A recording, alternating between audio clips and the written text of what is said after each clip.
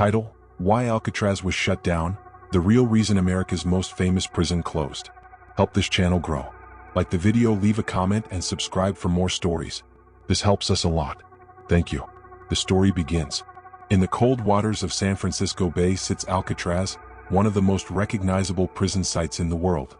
Long before it became famous as a federal penitentiary, Alcatraz already held strategic importance. Its role in American history did not begin with gangsters or escape stories. It began with geography. Alcatraz Island was first claimed by the United States in the mid-19th century, shortly after California became part of the country. Because of its isolated position and clear view of the bay, the island was quickly identified as a military asset.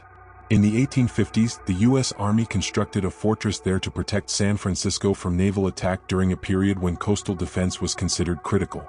By the late 1800s, Alcatraz transitioned into a military prison. The isolation that made it valuable for defense also made it useful for detention. Soldiers convicted of crimes, deserters, and military prisoners were held there.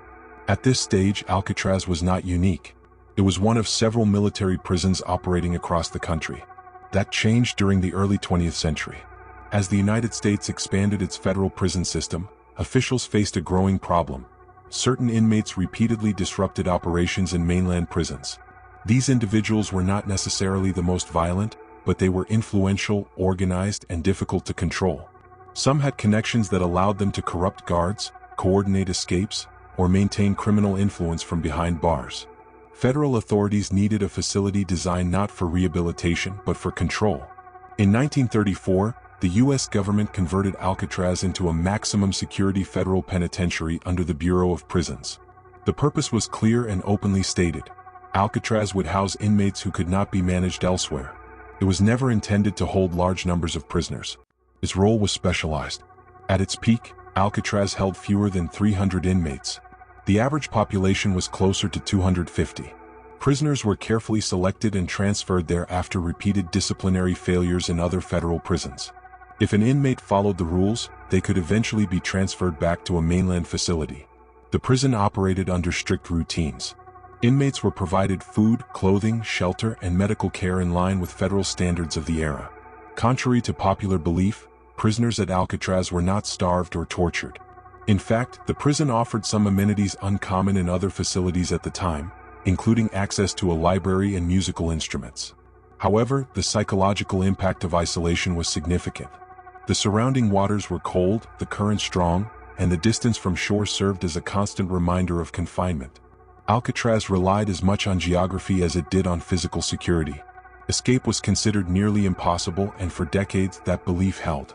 Alcatraz quickly became a symbol. Not because of its size or brutality, but because of who it held. Some inmates were already well-known criminals before arriving, and their presence drew public attention. Newspapers labeled Alcatraz the prison of last resort, reinforcing its reputation as a place where the federal government sent inmates it wanted removed from influence and attention. Despite its image, Alcatraz was never intended to be permanent. From the beginning, it was expensive to operate. Every necessity, food, fuel, water, supplies, had to be transported by boat. Maintenance was constant due to saltwater corrosion. Infrastructure aged quickly in the harsh marine environment. By the late 1950s, these costs were rising sharply. At the same time, the philosophy of incarceration in the United States was beginning to change. New maximum security prisons were being built on the mainland, designed with modern materials, improved surveillance, and lower operating costs. These facilities could achieve similar levels of control without the logistical burden of an island. Alcatraz's role was becoming redundant. Escapes also played a role in shaping public perception, though they were not the primary reason for closure. Between 1937 and 1962, 14 inmates attempted to escape in 5 separate incidents. Most were caught and several drowned. The most famous escape attempt occurred in 1962, involving Frank Morris and brothers John and Clarence Anglin. Their fate was never conclusively determined, and the case remains officially unresolved. While the escape attempts drew media attention, federal records show that cost and infrastructure were the decisive factors in closing the prison. In 1963, after nearly 30 years of operation as a federal penitentiary, Alcatraz was officially shut down. The Bureau of Prisons concluded that repairing and maintaining the facility would cost far more than transferring inmates to newer prisons. The island's purpose had been fulfilled, and continuing operations no longer made practical sense. Alcatraz did not close because it failed. It closed because it was no longer necessary. In the years that followed, the island entered a new chapter. It became a site of historical interest, later managed as part of the national park system. The prison buildings remained, preserved as reminders of a specific era in American corrections history. Understanding why Alcatraz was shut down requires separating myth from record. It was not closed due to mass escapes or public outrage. It was closed because it was outdated, expensive, and no longer aligned with the federal prison system's needs. That reality, not legend, is what makes Alcatraz such an enduring subject. Its story is not one of mystery or horror, but of policy, cost, and the evolution of incarceration in the United States. In the next chapter, the focus turns to daily life inside Alcatraz, how inmates were managed, and why the prison's reputation grew far beyond its actual size. Daily life inside Alcatraz, routine, rules, and reality. Life inside Alcatraz was not defined by chaos or constant violence. It was defined by routine, isolation, and discipline. Unlike many mainland prisons of its era, Alcatraz was designed to remove influence, not to impose brutality. Its effectiveness came from control and predictability rather than fear. Inmates transferred to Alcatraz arrived with a reputation. Most had failed to follow rules at other federal prisons. Some were escape risks. Others had used their influence to disrupt prison operations. Alcatraz was where the federal system sent prisoners it could not manage elsewhere. But once inside, those inmates entered a system governed by structure. Each day followed a strict schedule. Inmates woke early to roll call, followed by breakfast in the dining hall. Meals at Alcatraz were considered adequate by federal standards. Prison administrators believed that denying food would create unrest, and historical records show that meals were often better than those served in other prisons at the time. Complaints about food were rare, and refusing meals was considered a serious disciplinary issue. After breakfast, inmates were assigned to work details. Alcatraz was largely self-sustaining, and prisoners were responsible for cleaning, cooking, laundry, maintenance, and clerical tasks. These jobs were not optional. Work was central to maintaining order and reducing idleness. Inmates who refused assignments faced disciplinary action, including confinement and segregation. Silence played an important role in daily life. In the early years, Alcatraz enforced a strict silence rule, particularly during meals and movement periods. The intention was not humiliation, but control. Officials believed that limiting communication reduced planning, intimidation, and coordination among inmates. While the silence rule was later relaxed, the culture of quiet remained. Housing conditions were austere but standardized. Most inmates were housed in individual cells measuring approximately 5 by 9 feet. Each cell contained a cot, a small fold-down shelf, a sink with cold water, and a toilet. Hot water was deliberately not provided in cells, a decision based on security concerns rather than punishment. Prison officials believed hot water could soften metal and aid escape attempts. Despite popular portrayals, Alcatraz was not a place of constant punishment. Inmates who followed the rules could earn privileges. These included access to the library, musical instruments, and recreational activities. The prison maintained a well-stocked library and reading was encouraged.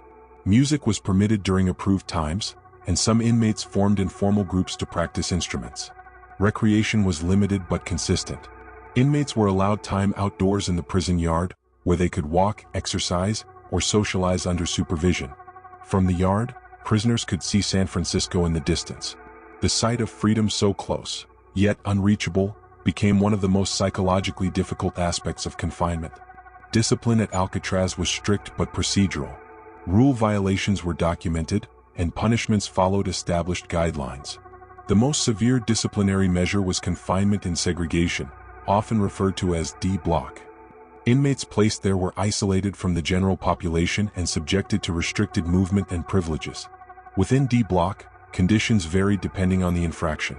Most cells were similar to standard housing but with fewer privileges. A small number of cells were used for short-term isolation under more restrictive conditions. These measures were intended as deterrence, not indefinite punishment, and records show that prolonged isolation was uncommon. Medical care at Alcatraz met federal standards of the time. The prison employed medical staff and provided treatment for illness and injury. Mental health care, by modern standards, was limited, reflecting the broader practices of the era. However, there is no evidence that Alcatraz systematically denied medical care or used it as punishment. One of the most persistent myths about Alcatraz is that inmates were constantly subjected to extreme suffering. Historical documentation does not support this. The prison's reputation came not from physical abuse, but from psychological pressure. Isolation, routine, and the absence of escape options created a sense of finality that many inmates found difficult to endure. Alcatraz's location was a central part of this experience. The waters surrounding the island were cold year-round, with strong currents and frequent fog. Prisoners understood that escape meant not just leaving the cell house, but surviving the bay. This knowledge reinforced compliance without the need for constant force. Despite this, escape attempts did occur. Between 1937 and 1962, 14 inmates attempted to escape in 5 separate incidents. Most were captured quickly. Others drowned. The most famous attempt, in June 1962, involved Frank Morris and brothers John and Clarence Anglin. They crafted makeshift tools, widened ventilation openings, and constructed a raft from raincoats. Their disappearance sparked public fascination. However, official records remain cautious.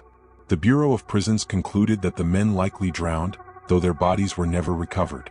Later investigations examined alternative theories, but no definitive evidence has altered the official classification of the case. It is important to understand that escape attempts did not indicate failure of the prison's mission. Alcatraz was never intended to be escape-proof in an absolute sense. Its purpose was to minimize risk and remove disruptive influence. In that respect, it succeeded. Most inmates complied with rules, completed their sentences, and were transferred back to mainland prisons once deemed manageable. As the years passed, the cost of maintaining this level of control became harder to justify. The same isolation that discouraged escape also complicated operations. Every supply shipment required coordination. Maintenance costs rose as salt air corroded buildings. Heating, plumbing, and structural repairs demanded constant attention.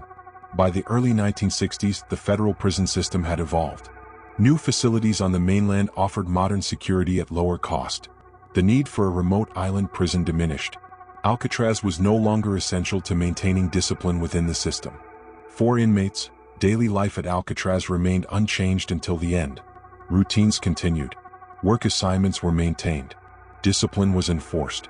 When the closure was announced, prisoners were transferred quietly to other facilities. There was no uprising, no dramatic final moment. The reality of Alcatraz was less sensational than its legend. It was not a place of chaos, nor a chamber of cruelty. It was a controlled environment designed for a specific purpose during a specific period in American corrections history. Understanding daily life inside Alcatraz helps explain why the prison did not end in scandal or disaster. It ended because it had outlived its usefulness. The system that created it no longer required it. In the next chapter, the focus turns to the closure decision itself, the documented reasons, cost analyses, and policy shifts that led to Alcatraz's permanent shutdown in 1963, ending one of the most famous chapters in American prison history. The closure of Alcatraz, cost, policy, and the end of an era. By the early 1960s, Alcatraz was no longer seen as an essential part of the federal prison system. Its reputation remained powerful in the public imagination, but behind the scenes, the decision to close the prison had already taken shape. The reasons were practical, documented, and rooted in policy rather than legend. The primary factor was cost. Operating a prison on an island was expensive from the beginning. Every necessity had to be transported by boat: food, fuel, water, clothing, construction materials, medical supplies, and staff. There were no local resources to rely on. Even minor repairs required logistical planning that mainland prisons did not face. Federal records showed that Alcatraz cost nearly 3 times more per inmate than comparable mainland federal prisons. While exact figures varied by year, the pattern was consistent. The isolation that made Alcatraz effective as a control facility also made it financially inefficient. Infrastructure problems worsened the situation. Alcatraz's buildings were never designed for long-term use as a modern prison.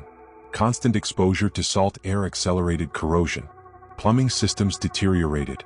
Heating systems required frequent repair. Engineers warned that major structural upgrades would be necessary to keep the prison operational. Estimates for repairs ran into the millions of dollars, a substantial amount at the time. Officials concluded that it would be more cost-effective to build or expand prisons on the mainland than to rehabilitate Alcatraz. At the same time, the federal prison system was changing. The Federal Bureau of Prisons had expanded significantly since the 1930s. New high-security facilities were being constructed with modern materials, improved surveillance, and more efficient layouts. These prisons could house difficult inmates without the extreme logistical challenges of an island location. As these facilities came online, Alcatraz's specialized role diminished. Inmates who once would have been sent to the island could now be managed elsewhere. The prison was no longer unique in its ability to isolate and control disruptive individuals. Public perception, however, lagged behind reality. Escape attempts, particularly the 1962 case involving Frank Morris and the Anglin brothers, renewed media attention. Newspapers speculated about whether Alcatraz was still secure. Stories emphasized mystery rather than policy. While the escape attempt was notable, it was not the determining factor in the closure decision. Internal Bureau of Prisons documents made this clear. The prison was already scheduled for review before the escape occurred. Officials did not view the attempt as proof of failure, but as further evidence that maintaining an aging facility in harsh conditions carried increasing risk. The final decision to close Alcatraz was administrative, not dramatic. In March 1963, the federal government officially shut down the prison. The announcement was straightforward. Repairs were too costly. Operations were inefficient. Better alternatives existed. There was no public emergency, no mass transfer under duress. Inmates were gradually relocated to other federal prisons, including newer high-security facilities. Staff were reassigned or absorbed into other institutions. Equipment was removed. The prison ceased operations quietly, ending nearly 3 decades of service as a federal penitentiary. After its closure, Alcatraz entered a period of uncertainty. For several years, the island sat largely unused. Proposals circulated about its future. Some suggested converting it into a monument, a museum, or even a commercial development. Others argued it should remain closed entirely due to maintenance costs.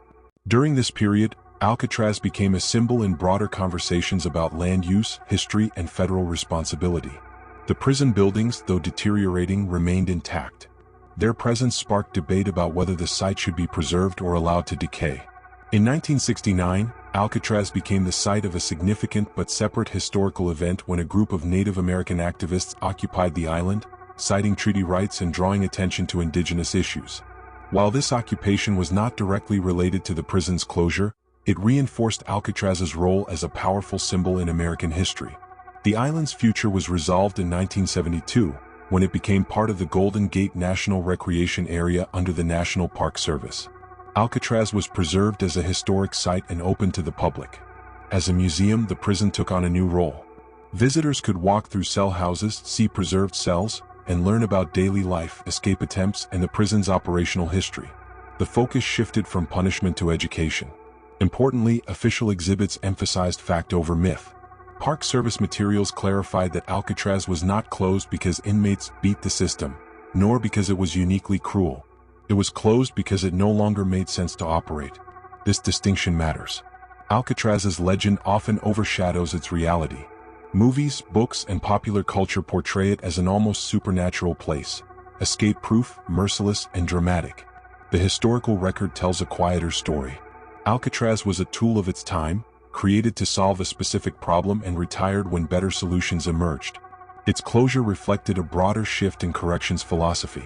The federal system moved toward facilities that balanced security with efficiency. Isolation remained a tool, but not one that justified extraordinary cost. Today, Alcatraz stands as a preserved artifact of that earlier era.